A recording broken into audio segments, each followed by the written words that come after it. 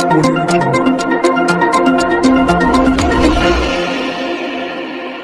જિલ્લાના કોસંબા વિસ્તારમાં એક ચકચારી ભરી ઘટના સામે આવી છે।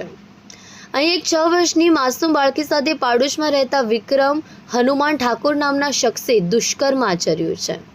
પ્રાપ્ત માહિતી મુજબ 1 એપ્રિલના રોજ બપોરના સમયે આરોપી વિક્રમ ઠાકોરે બાળકીને લલચાવીને એકાંત જગ્યાએ લઈ ગયો હતો। ત્યાં તેણે બાળકી સાથે અશ્લીલ હરકતો કરી દુષ્કર્મ આચર્યું હતું। બાળકીના અસામાન્ય વર્તનથી માતાને શંકા જતાં પૂછપરછ કરી હતી। પરિવારજનો બાળકીને તાત્કાલિક સુરતની સ્મીમેર હોસ્પિટલ લઈ ગયા હતા। હોસ્પિટલમાં ડોક્ટરની પૂછપરછ દરમિયાન બાળકીએ વિક્રમ ઠાકોરનું નામ આપ્યું હતું। આરોપી પણ હોસ્પિટલ સુધી આવ્યો હતો, પરંતુ બાળકીએ તેનું નામ આપતા જ તે ત્યાંથી ફરાર થઈ ગયો હતો।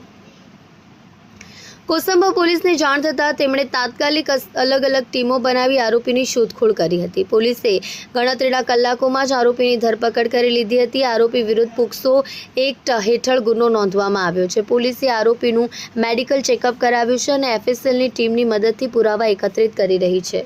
આરોપીને કડકમાં કડક સજા થાય તે તમામ પુરાવા પોલીસ એકત્રિત કરી રહી છે અને પોક્સો એક્ટ હેઠળ ગુનો નોંધી આરોપીની વધુ પૂછપરછ હાથ ધરવામાં આવી છે।